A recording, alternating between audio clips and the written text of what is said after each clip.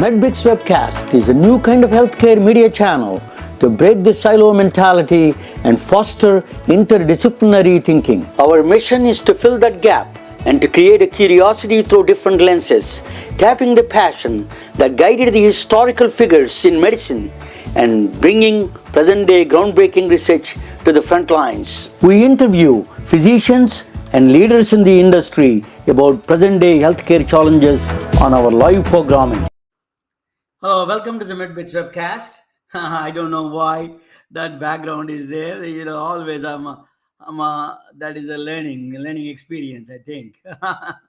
Okay, anyway, I'm not Albert Einstein. My name is Raman Anam-Raju. I'm the MedBix Webcast host of the MedBix. We have a very interesting topic today, and I try to take this background out. Let me see. I don't know what background is that. Okay. Oh no. Wait, yeah, okay. I hope it is not coming back. So today is I'm going to talk about. I'm supposed to be joining my guest. I don't know what happened unless there's emergency there, and I'm waiting for our guest. TaMiya Dickerson. She is a partner in the global accounting firm.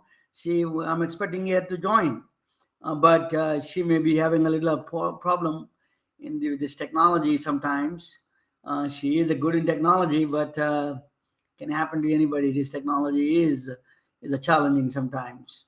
But today, the purpose of this podcast is that basically I wanted to advocate healthcare into different angle.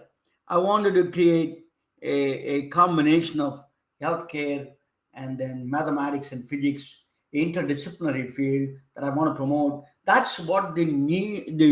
Everybody, the physicians have this misunderstanding that the MBA is the solution for all their business side of it. Is it to innovate?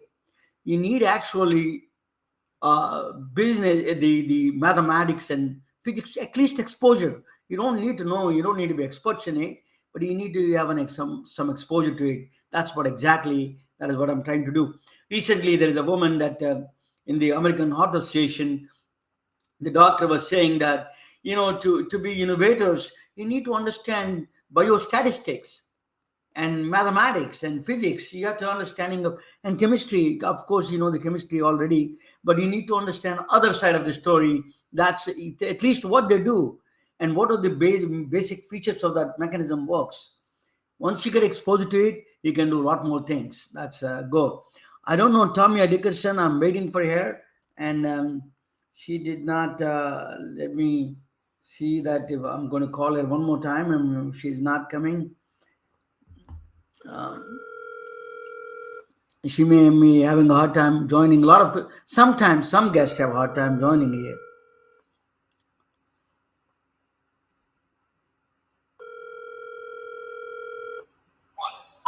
Hello, TaMiya. Are you joining the MedBix Webcast?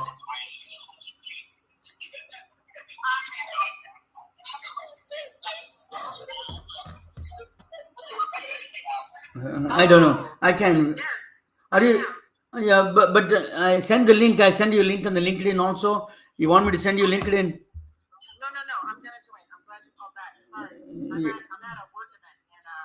Yeah, please join right now. It's important. We are waiting guest survey. Okay, thank you. So, I said she joining. That some kind of a conflict of interest in somewhere. So when you have a disciplinary, now I'm talking with some EY, some accounting firm executive. So they tell you financing side of it, what it takes to succeed, what are the financing requirements are, how the big companies look at it, your systems. So we can ask her that question. What are the things needed for the big companies to look at your innovations? So we have a wide spectrum of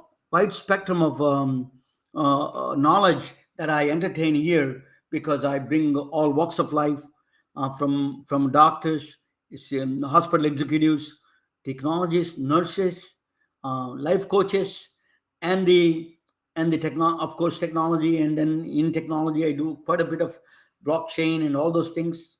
Then I do in physicists. I bring some physicists sometimes, and also I am doing eventually I'm going to bring the international from India. Tomorrow, the next week, joining from Germany, from England.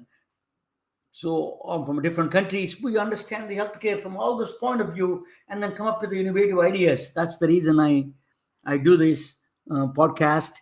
So, and we have an exciting guest actually in the month of June. May is the beginning, but we have a lot of guests coming up.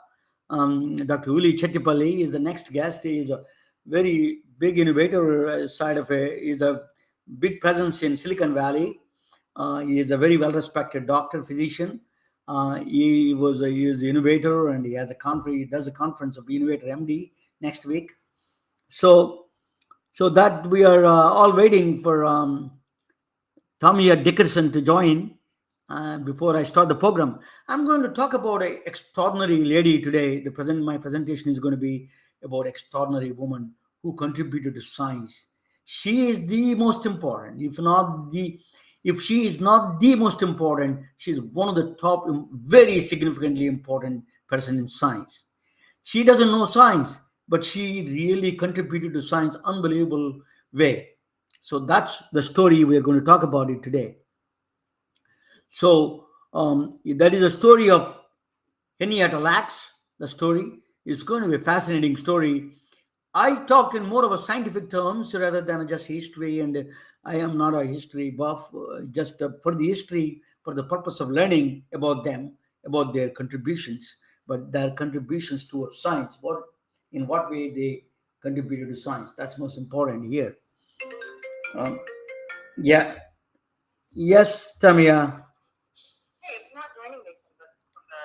Can it will run in Safari? You can run in the. You want me to send you to your phone? I mean, it will run. You have to say Safari. You say okay with the Safari. It will run it. Yes. You see, this is a problem with a lot of people. They think that the technology is even technology is a technology is so frustrating even for people with the technology background. Is that complicated now? We have to do something about it. You're talking about artificial intelligence, it becomes almost human. We are struggling. We are all having frustrations. People with the technology background are having the frustrations, believe me or not. So this is the technology is creating a lot of stress on people. That AI should help to reduce the stress, because we have to make it easier to use the technology. That is the main goal of AI. Should be the first century goal, not solving. It becomes it talks like a human and all those things. More than that important is it makes easier to use technology tools that are existing already to make it easier. So user interface must be easier. Understand the natural language processing, all these abilities. I think that we can do that. We have to do that. That is the purpose of a. In,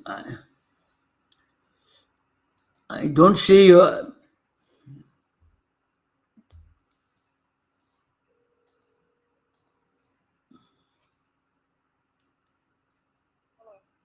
I don't see you, Tamiya. On the I don't see you. Can you tell me the code? Oh, here we go. You need to. I send you the link. You have to click the link. This is a broadcast. You let me. I don't Okay, see, so I clicked the link and it says waiting, and waiting. then Don't put the email link. I'm sending you a new one. Put that link, please. Okay. okay, okay. Okay. Put that link in the LinkedIn. Uh,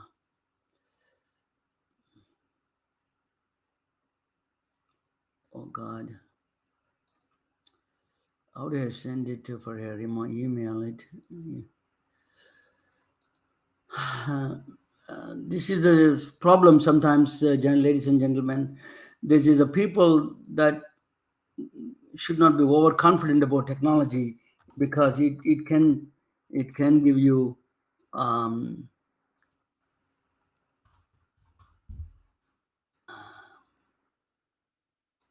okay, just be patient with me, guys. This is happens all the time. So sometimes happens.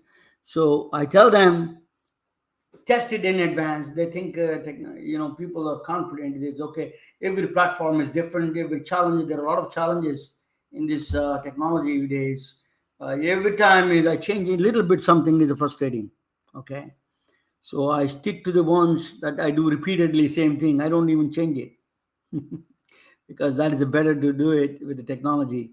Tamiya Dickerson is trying to join. She was calling me on the other phone, and I'm trying. But the I wrote a book. Science is not a subject. Science must be a lifestyle. In the book is I talked about historical figures.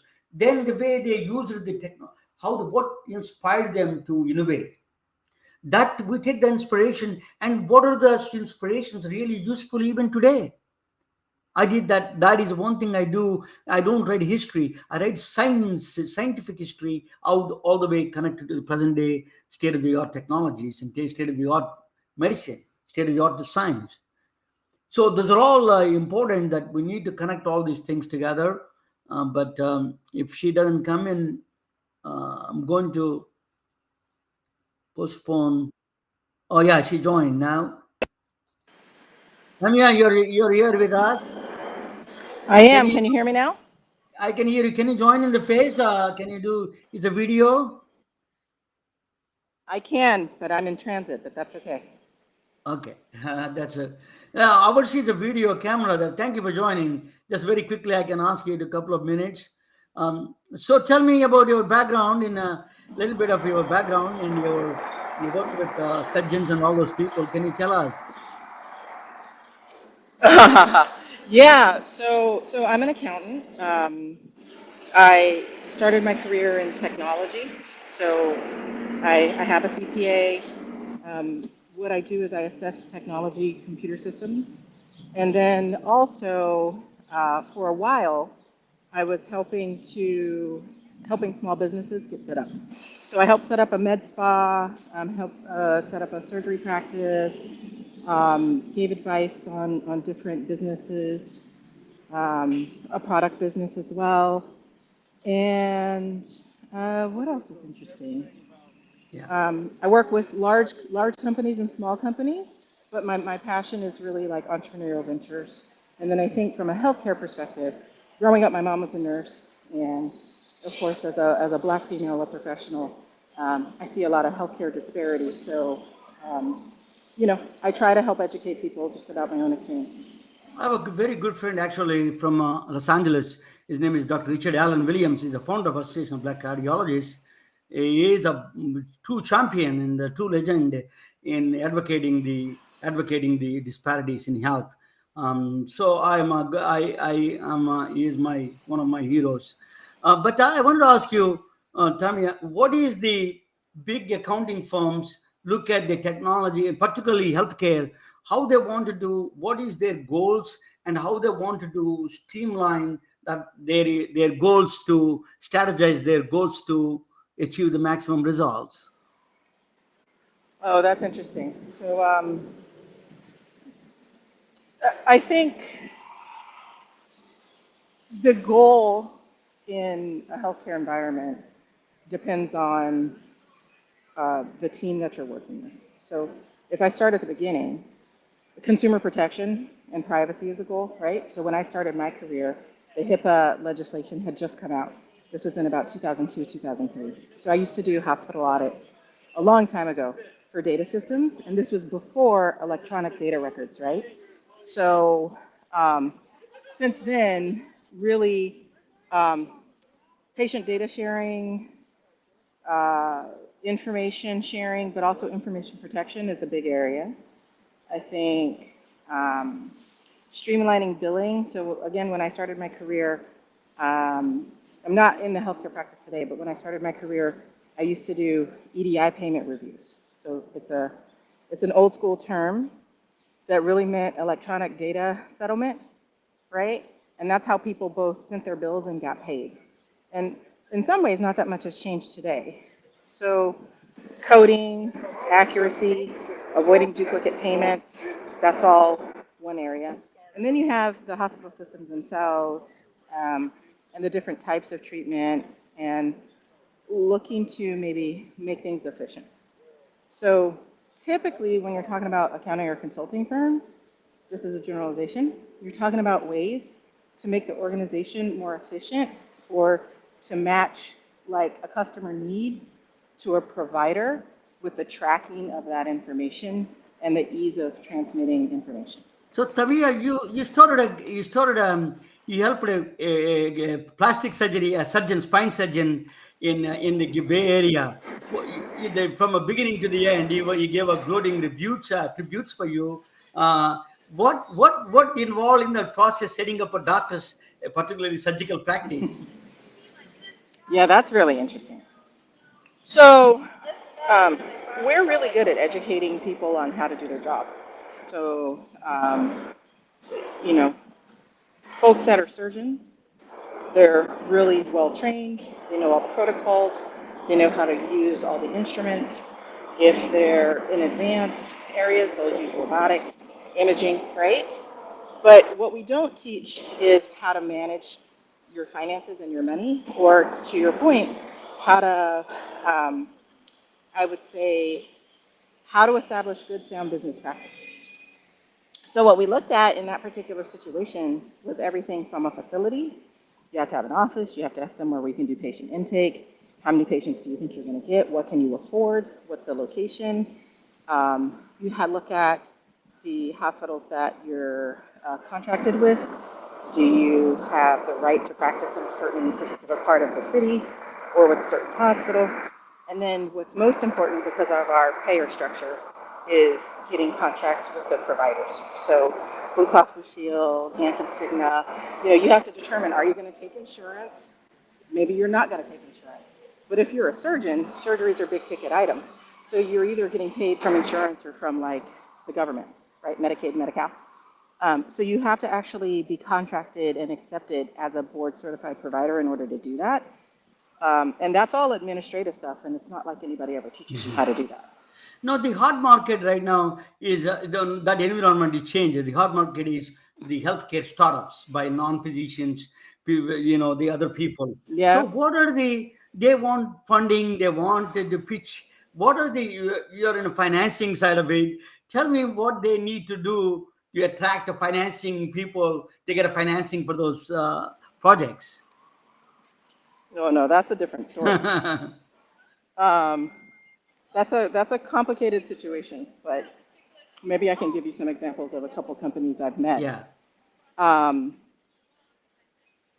so typically, all startups, whether you're selling clothes or, you know, let's say, like I had a client once that did, it was almost an Uber for nurses.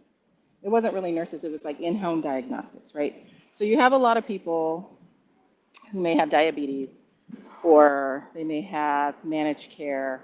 Let's say you have a chronic condition and you need periodic monitoring. Um, and it's not cost effective, or maybe the person's not very mobile, so you can't really easily get to the doctor's office every Thursday. Let's say you have to have your heart measured or your blood measured, your vitals measured. You want it on a regular basis every Monday and Thursday. So this company had software that matched the patient demand with approved in-home care to a certified practitioner that could then go and take a tablet and do all the diagnostics right on site. Maybe they gathered blood, maybe they did other things. They matched it to the patient record, they left, and then the doctor at the hospital got that information in 24, 48 hours, right? So that startup was really interesting because the first thing you have to do is you have to have a product or service.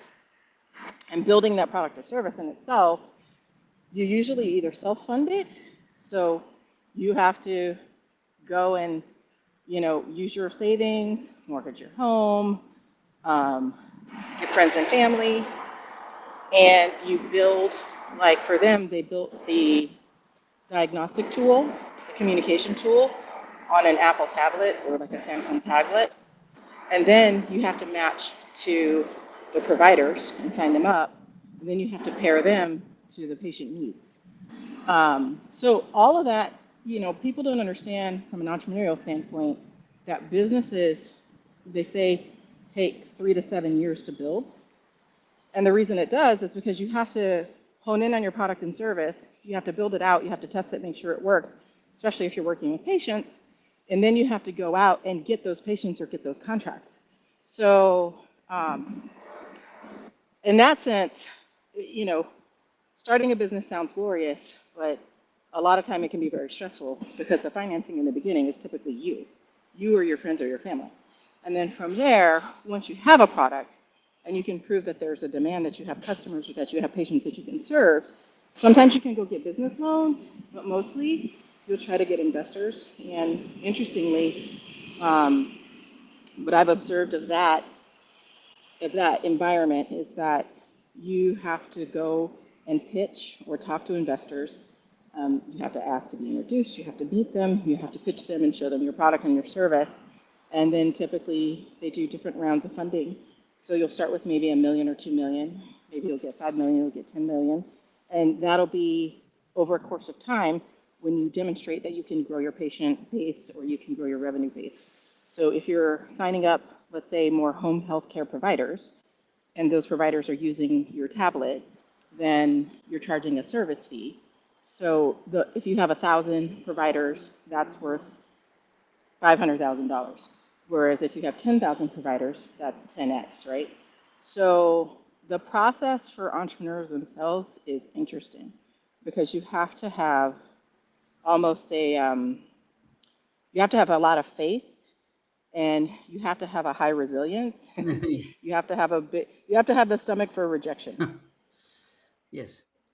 That is a bigger problem. Tanya, the bigger problem that I see is that a lot of the startup companies, they try to do, they try to pitch. I went to a lot of pitch summits here in the Bay Area. It's a lot of them are just a run of the mill kind of thing.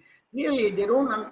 One of the things as a healthcare professional and healthcare understanding of healthcare, spending a lot of time in healthcare, a lot of people don't understand it. Technology people don't understand healthcare deep enough to really come up with solutions. When we come up with solutions, they don't know. They can't tell the difference between the technology professional and the healthcare professional, healthcare person who is giving you the solutions.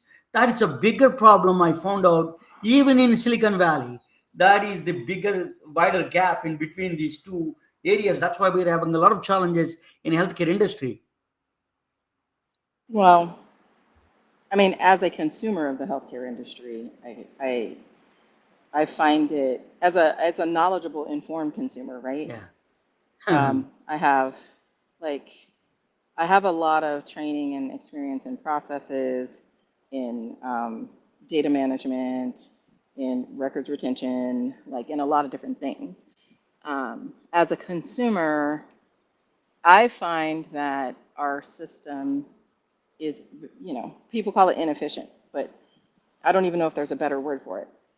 Um, there's a lot of, so one of your first questions was, what do consultants or accountants, do, right? And some people just try to think about ways to close that gap to make things more efficient. And I think if you make things more efficient, you take out cost. But it's really hard um, because technology is advancing probably at a pace a little faster than even healthcare treatments, right? And Yes. so I gave you the example of the client of mine that had the tablet and had the home healthcare like monitoring systems, right? Well, imagine that was, I think they were my client in 2015. So that was 8 years ago, Yeah. right? So the methods, like the ways that you can now collect data, the ways that like now you can do it on, and not doesn't have to be a tablet, doesn't have to be a laptop, it could be your phone, it could be your watch, right? The ways that you can collect data have increased faster even than the basic methods for treatment. Yeah. Tamiya, the biggest thing is now the care is going home, as you said. Okay, so I think there are a lot Yeah. of global firms like you, the one you're working for a global firm, particularly in the management positions. They need to steer away, understand that process, and see they put their resources to that kind of things. They are just. I think one of the problem is bigger institutions have a hard time understanding that of what either for intentional or unintentional. I don't know about that. You can tell me. But that is where the biggest institutions can really help us move the care to the from a centralized locations to decentralized aspect of it. And the one I created a platform called decentralize, distribute and democratize. You can do that care just goes to the home, and then you can solve a lot of problems in healthcare. Healthcare is a broken system. So biggest company, biggest institutions, and biggest companies, Fortune 500 companies, like you're working on one of them, so could do that. I think that is a bigger challenge. Your side of the story, they need to change. Are they working on any changes like that? I can't speak for everybody, but here's what I think. I think that I think that um,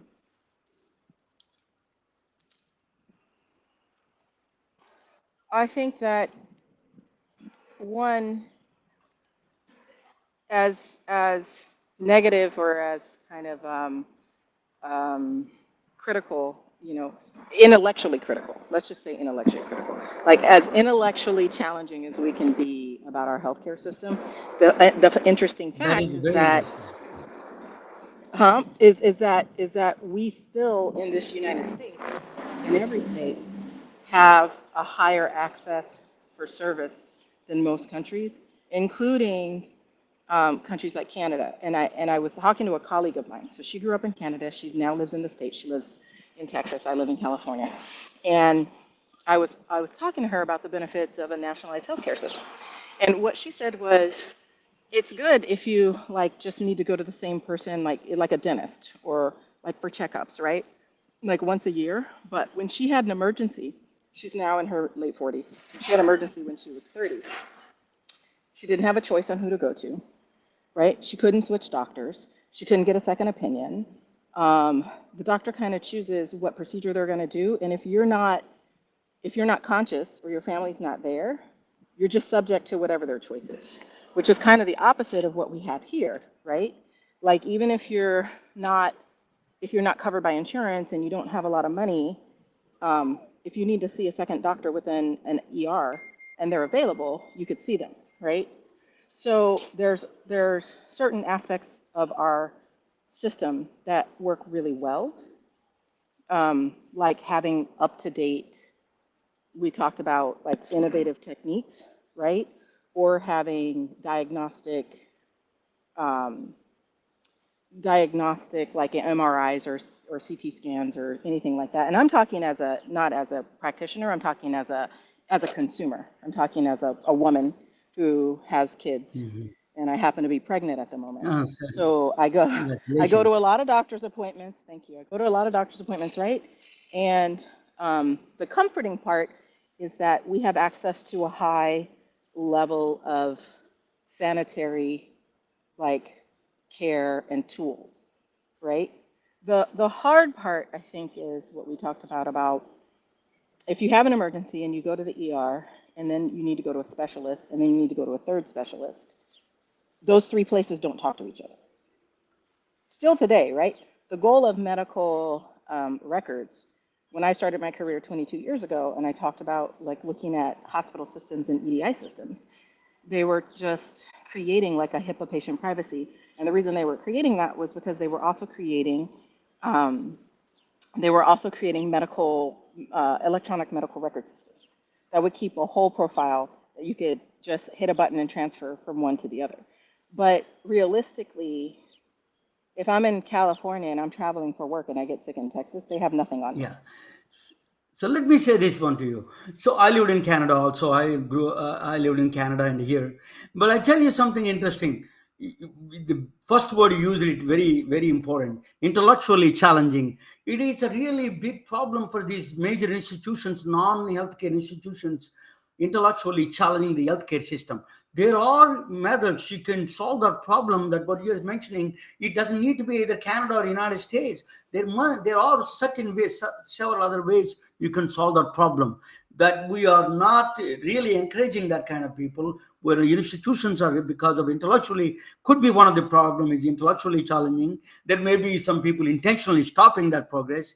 So whatever the reasons are, that is not progressing because there is a lot of inherent systemic obstructions are there, hurdles are there. That is, you use the right word, intellectually challenging is one of them. Definitely the second Yeah. one is a self-interest of a lot of people involved. That is a big in healthcare system. That is the biggest problem, I find it. Well, so it's interesting. I think what I've noticed, so one thing that maybe listeners can do is go to innovation hubs, Yeah. right? So being a consultant, the good news is it's part of my job to go meet people and to go see new things. And that's what I like about it. It's exciting. So last year I went to an event called Culture Shift Labs, and they have them kind of all over the US now, but it started in the Bay Area. And what it does is it brings together innovators, especially in diverse candidates, like people who are women, Black, Indian, people of color, who have gone out to create a technology or a product to solve a problem. And when I was there, I met probably two or three people that were working on challenges in the healthcare field, maybe including um, like DNA, like affordable or accessible genetic testing that was private, right? You have people now that are looking at breast cancer diagnostic through like AI. That's something that's like in the news, right? And the abilities that we have with the technology I mentioned before, that I personally, and this is my personal opinion, personally, what I think I see is that technological advances are happening a little bit faster than medical advances, right? So, um, so the way that you remove a spleen from a person has probably been the same for a couple hundred years. The Egyptians might have done it, right? But the way that you can diagnose whether or not the spleen is healthy, or maybe even the basis of like performance, like whether it's at 60% performance or 12% performance, like that access to that can be a lot cheaper and maybe a lot better and a lot closer to home. So what I see sometimes that we don't see in the broader treatment, because I mentioned that if you're an entrepreneur, it takes 5 to 10 years to get your product or service to market, right? Minimum. So what we don't see is that sometimes, especially young people, are taking a completely different approach and saying, you know, how do my sister had cancer. How do I diagnose a specific type of cancer? Can I do it from a saliva test, right? And it's something that people would have said, no, you can't do that. I mean, this is just an analogy, but I do see, and I am kind of optimistic, because if you go into innovation hubs, or if you become part of the community that is looking at innovators in the space, a lot of people are not medical doctors, they're problem solvers, and their incentive is that somebody in their family or themselves had an issue, and they want to go out and solve it, and they look at it from a completely different standpoint. And then if they can tap into data as well and use data analysis, you can sometimes create systems of measurement that have never been thought of before or weren't available. By the way, I went to your company. I don't want to mention your company name, but I went to your company's innovation hub in San Francisco here. I was Oh, invited there, yeah, we're but really into yeah. innovation. So anyway, but Yeah. you're expecting. You said that's the thing. Good. Wish you all the Mm. best. But think about, Through IVF, pardon me. through IV, through in vitro fertilization, through a medical technology Yeah, congratulations. that was only been available for 25 years. Well, I'm going to talk about that. Think about the people who do not have any resources, low resource settings, how the people, like, I'm going to talk about history of one of the greatest women of history in medicine. I'm going to talk about it and a little bit and introduce a little bit of a medical side of the story rather than just a history of the Henrietta Lacks, the woman who contributed, the most important Oh, woman. Henrietta It's Lacks. Yeah, you I can read watch that with book. me, along with me. It's a 15-20 minutes presentation. Let me put that presentation to you. Okay, we're going to watch together. This is the story of Henrietta Lacks that I'm going to talk about it. So thank you, TaMiya, and you will be immortal woman of John Hopkins. I call her Henrietta Lacks. I tell you the story. She was married at the age of 14. That is the log cabin that you see on the left side is actually they grew up in a similar cabin in a slave quarters. Is the daughter of a slave quarters. At the time, she's not under slavery, but that is the still under the slave quarters in the plantation place. She was grew up there, and she was married at the age of 14, and she moved to Maryland eventually at the end. At the time next, she was born in 1920. As you know, the year, you can see that 1920, 1951. She died. Very young age, she died.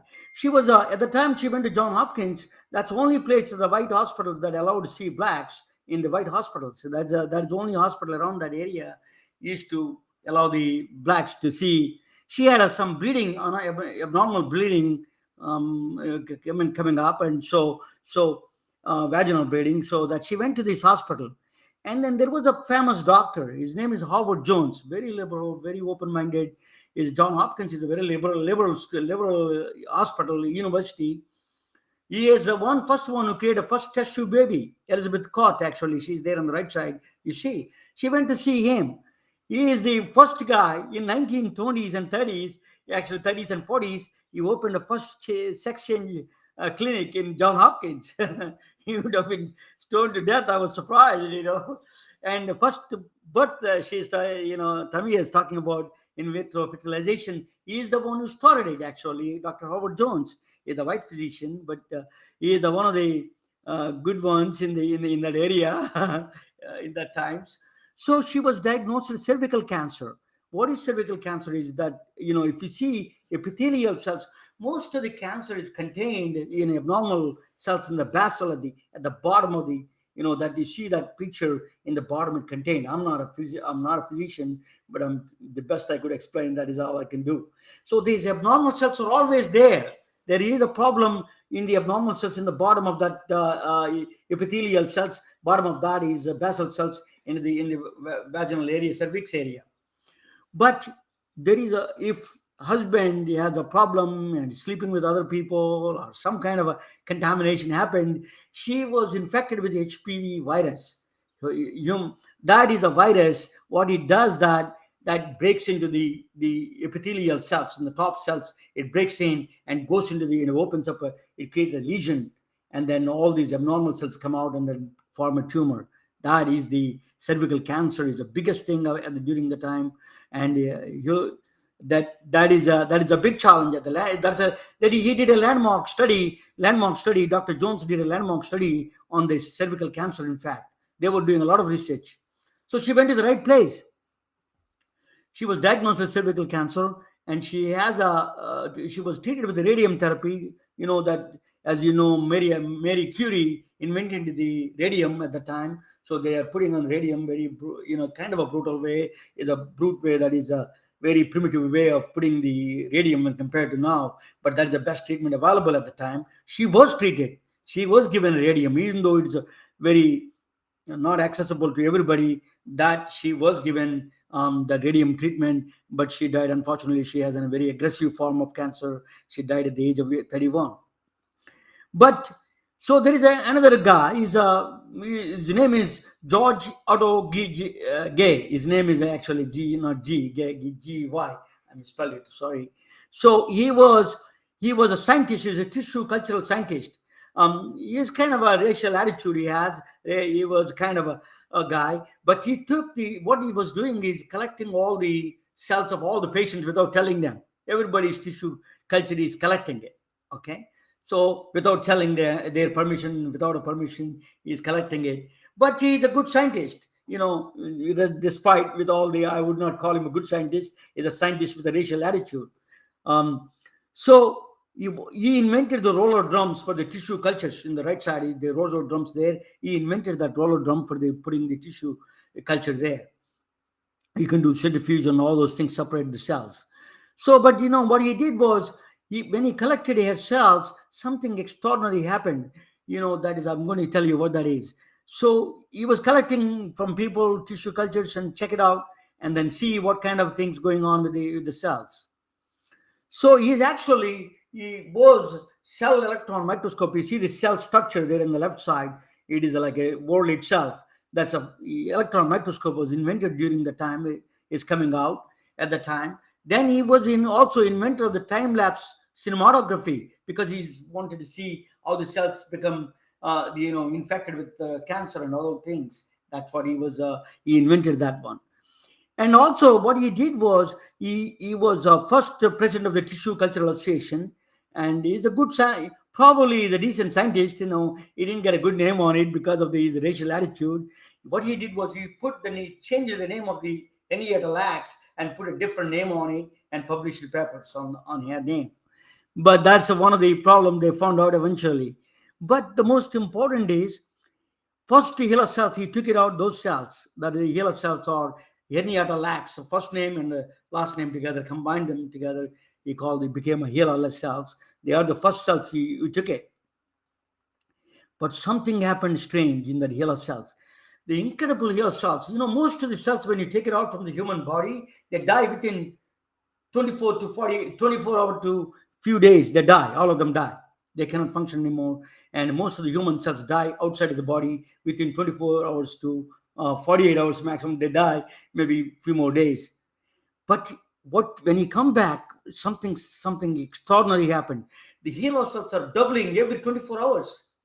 It is just the strangest thing you ever seen.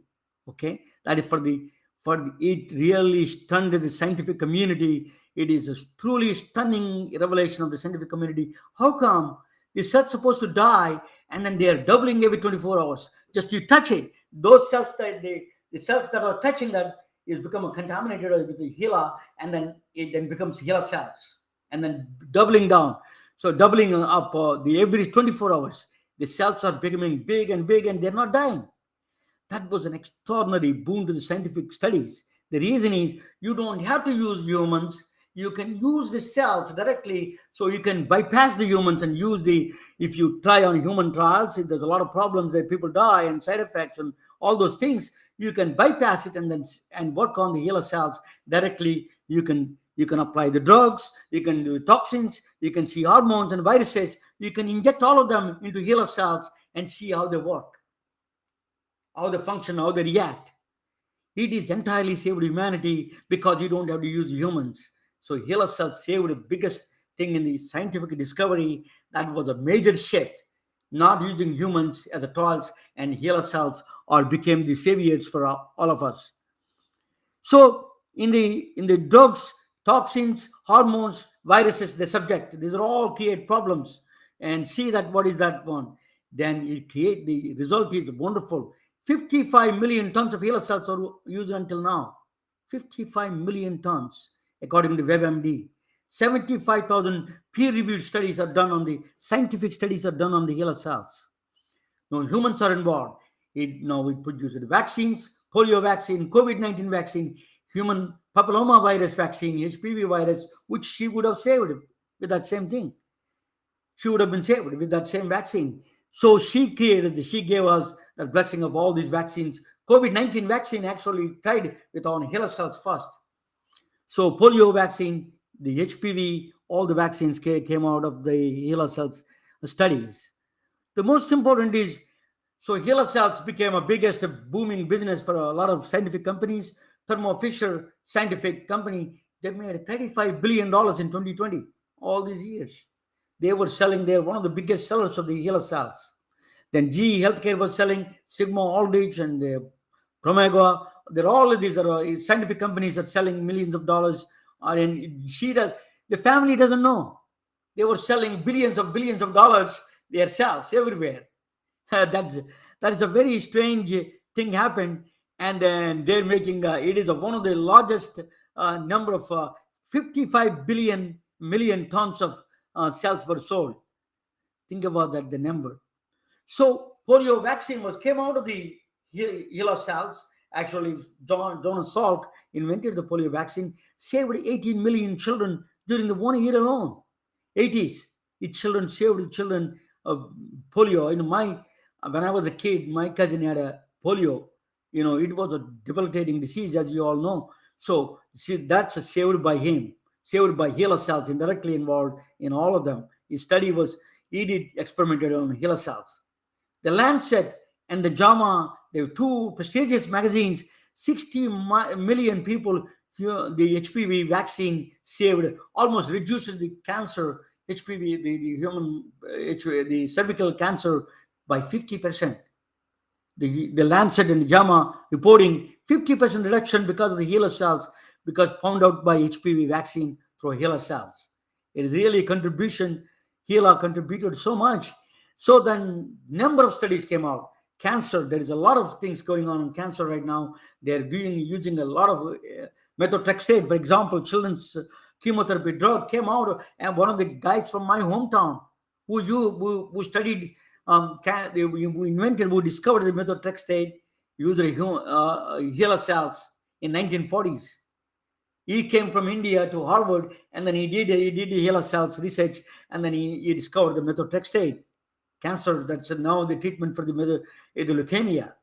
So salmonella, that then you see cellular aging. They found out recently they're working on a cellular aging. What affects you when in the beginning of the AIDS, actually, when they subject the AIDS virus to the HeLa cells, they were not responding well. They understood the process of the problem. So why it is rejecting HeLa cells are rejecting the AIDS vaccine, the AZT virus. Sorry, the AIDS virus. That was surprising to them. That they learned so much about it. That's why there was a cocktail was born after that studies. Morning sickness. There was a drug discovered for morning sickness through HeLa cells, but they found out there's a birth defects, and it became useful for cancer, in fact. So HeLa was everywhere, anywhere. If any medical research lab, we find HeLa cells. HeLa went to space. Space radiation. What we do, we want to go to the Mars, for example. You have to go is 3 months trip, and then coming back 3 months. You need to have all kind of things. The space radiation is the biggest threat. Ultraviolet rays and all the other things. So what they did was they subject the HeLa cells to the radiations and see, because you cannot do with any other human cells. Within 2 days they die, and then what they can do? The research is stopped. HeLa cells never die, so they keep on immortal. So they keep on doing the research. They further advance the research. So radiation injury, you can see actually radiation injury in 9 days after that, the HeLa cells were injured in this one. So radiation is a very dangerous one. So there's one thing they need to protect themselves when they go long space journeys. The second one is then when you have a Keytruda is one of the cancer drug is they created in the space. Actually, they grew up and they grown in the space as a crystal. Keytruda crystals were actually it delivers the mechanism better. They found out in the zero gravity, microgravity. Actually, in the microgravity, they build the proteins, and they use the HeLa cells HeLa cells. What it becomes is in HeLa cells in the earth, because of the gravity, they become two-dimensional. In the space, International Space Station, when you do it, it becomes three-dimensional. But the activity is different. The mechanism is different. The delivery system is different. They found out something different, much faster, much more better cure for cancer through the HeLa cells by using the three-dimensional HeLa cells structures. So that is the biggest thing in a zero gravity and microgravity. The Keytruda is one of the immunotherapy drug for cancer. Um, so that is she did that, and then after that, why Hila is immortal? Why she is so special? This is beyond my pay grade, but I will explain to you. This is my best explanation that I know of. I don't understand it. I want to be honest with you. But whatever here, cancer cells, are virus, the virus that affecting the cancer cells has its own cancer cells. So it is sitting down to the next to the oncogenes, which are the prone to cancer. They're sitting down there next to each other, and it's happened to be like a lottery almost. It happened to be very rare case, one of the rarest cases of all the so far. That's the only case we know that sat down next to each other and then became multiplying. So they are feeding on each other. So that became immortal cells. So senior, it's actually the discovery in 2013. It's not long that we did not know what was causing. Until that, we didn't know why yellow cells are splitting in immortal way, that they are not dying. Why they are not dying, we didn't know that. This is the one of the explanation was this still is not clear. Oncogenes, there is a virus, infected virus. The virus infects everybody, but virus has its own infections, and sitting next to the another oncogenes, the prone to the disease, the cancer, is they're doubling all the times. That is explanation that I understood. But Rebecca Skloot is a teacher from Harvard. She was a study student at Harvard. One day, what happened was there was a research scholar, Chinese research scholar, trying to call Henrietta Lack's family member to get her blood samples because she wants to do more studies. They didn't understand why they need our blood. Then they found out she's a Harvard, so they didn't know that John Hopkins, research scholar, a Chinese woman, she didn't speak good English. She called the family members and to get some more blood from them, see that if there is anything useful there. What they asked him a lot of questions, they found out eventually that became a big news. That is, they're using uh, their mothers themselves in selling all over the world. So the Rebecca Skloot is the Harvard student at the time. She came to know about it, and she wrote a best-selling book, the Life of Immortal Henrietta Lacks. You must read that, the New York Times bestseller. That was the story of the Henrietta Lacks. She was Henrietta Lacks. There is 100,000 PubMed publications on that. Pharmaceuticals use it, space travel, cancer, vaccines, name it. She was there, and her presence is always felt. Came from a slave quarters and then gave it to the most advanced science in the world. Is a very truly touching to humanity. So let me bring that TaMiya back to the stage and then see what she says. What do you think, TaMiya? I'm familiar. I read the book. Yeah, this book is Rebecca Skloot wrote that book actually. So yeah, so this is a She very was, touching story in the age of. John Hopkins did a lot of things. They're doing good things now. They try to cover it up, and they put a building there. They put a building on their name, huge building actually. They but did they pay the they family? paid the family. Yes, they actually. Did they pay the I family? think they paid the family. Yes, they gave us some kind of a We trust hope they fund. paid the family. When I read the book, which may have been about probably when it first came out, within a year or two of it coming out. So I guess that might have been about 15 years ago or so. They didn't pay I mean, billion time dollars, flies. but they paid her. I don't know how much they paid her, but they're happy. John Hopkins is happy. They're happy. So, Everybody is so happy. to talk about health equity, it's interesting. So what I remember from the book was that she came in for treatment, but it was very late stage, I think. Yes. Like I don't know that they were able to do very much. They could try treatment. which they did, which God bless them, because to your point, a lot of hospitals were white only. They wouldn't treat black people. In fact, my father was born in Texas, and my grandmother gave birth outside of the hospital. The people in the town, she's from a smaller town, the people in the town liked her, but she was black, so they wouldn't allow her into the hospital, but they said, we'll let you have the baby just outside the hospital. They gave her a bed, they laid her out in like the hallway. Um, and if you need something, we'll come and we'll try to save you, but you still can't come into the hospital, right?